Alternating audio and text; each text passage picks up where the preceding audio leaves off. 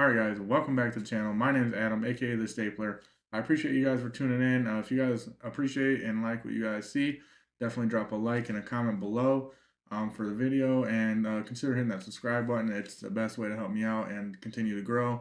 I got a goal of 500 subscribers by the end of the year. That'd be awesome. But let's see if I can get there. I'm at 190 right now. So appreciate you guys, all the help you guys do. Hope you guys enjoy the video. Go ahead, check it out. All right, guys, let's jump into this profile. Today I got a Blue Eyes Invoked build for you guys that I'll be showcasing. It's a little bit of a fun build. It's a more budget on the budget side, so it also works with that. It's got some cool interactions with some of the cards that we can do. So I really enjoy this build. It's kind of fun. If you guys like this video and subscribe, that'd be appreciated. I'm getting to 200 subscribers. I'm at 198 right now, I think. So if you guys help me get to that 200 mark, that'd be awesome. That's what I'm shooting for. I'm shooting for 500 by the end of the year. So if you guys wouldn't mind helping me out, smash that like button, subscribe, and comment down below what your guys' favorite Blue Eyes build is that you guys have been messing with, or what you guys might change about this build. So without further ado, let's jump into it.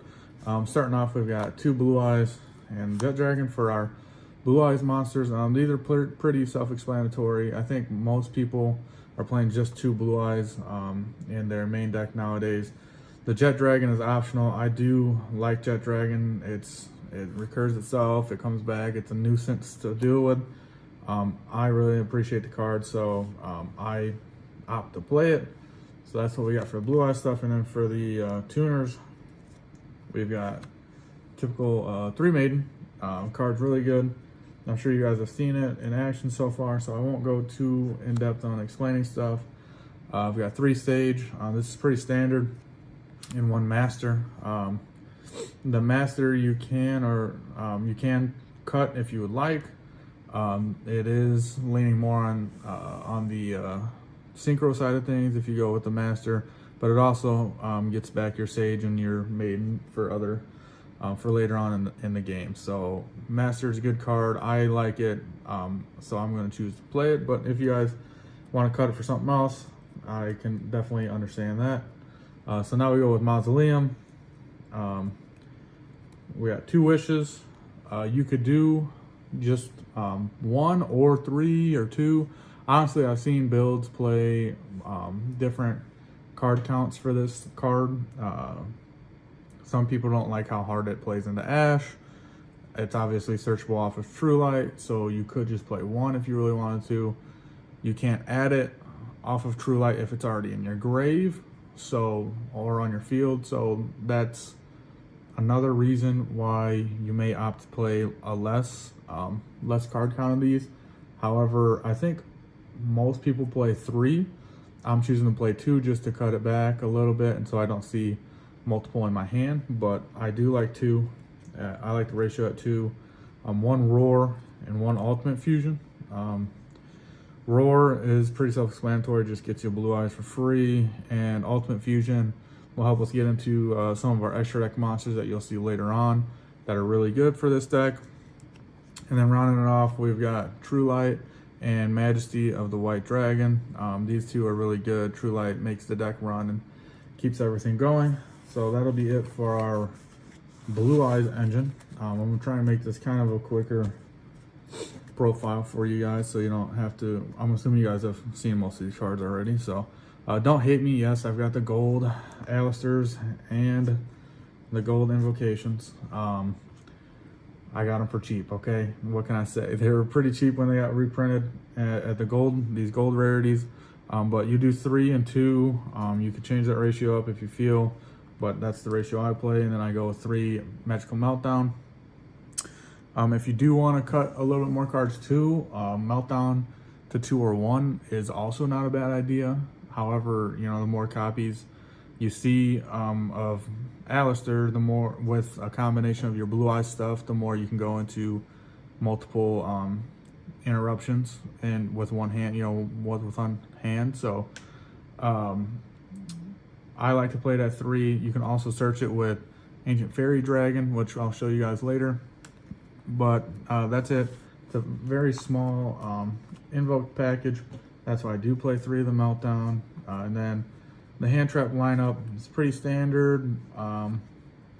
Nothing like too crazy with it, but this all depends on what event you guys are going to. If you guys are bringing this to an event or playing with your friends or locals or whatnot, I'm just choosing to play 3 Ash, 3 Valor, 3 Nib, 2 Droll, 3 Imperm, and a Called By. Most of the stuff comes out of the structure deck, so that's also cool. But like I said, these can be changed to whatever format you're playing or what level of competition you're playing at. So those are just the ones that I chose to run with that build.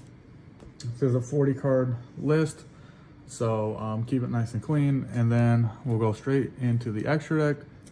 Before I get into the extra deck, I do appreciate it if you guys haven't done so already. Definitely like and subscribe. It's helping me out. Like I said earlier, I've got a goal of 500 subscribers by the end of the year. That would be awesome if you guys can help me reach that goal, but we are really close to 200 mark, which I also appreciate. So we will start with the Invoked stuff. We've got Invoked Ogoides. I guess that's how you say it. I don't really know. This card's really good because it allows you to target a monster your opponent controls and destroy it if like on summon of this, or if your opponent special summons a monster, you can destroy, target and destroy one of them. And then once per turn, you can banish 1 fusion monster from your graveyard, and then this gains attack equal to that banished monster, so it can also help you attack for game and beat over some bigger bodies. 2 Macabre. These are just for the grind game. That's why I run 2. For those that don't know, this is just an Omni Negate depending on what type of card you have in your hand. So you can send monster spell trap from your hand to the grave, negate, and banish. So really good card. This helps you play around Nib in some scenarios. And then, a little bit out of order. The last one is Invoked Elysium. This card is also really good because it gains all the attributes.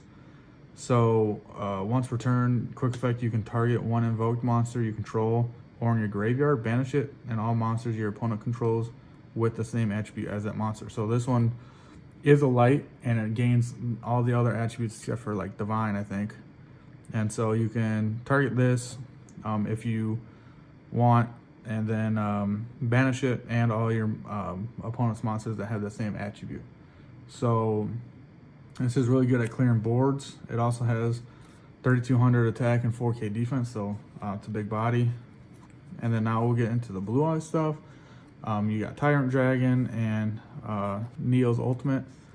Tyrant Dragon helps you clear boards and win games. It resets a trap, and then Neo protects you from targeting.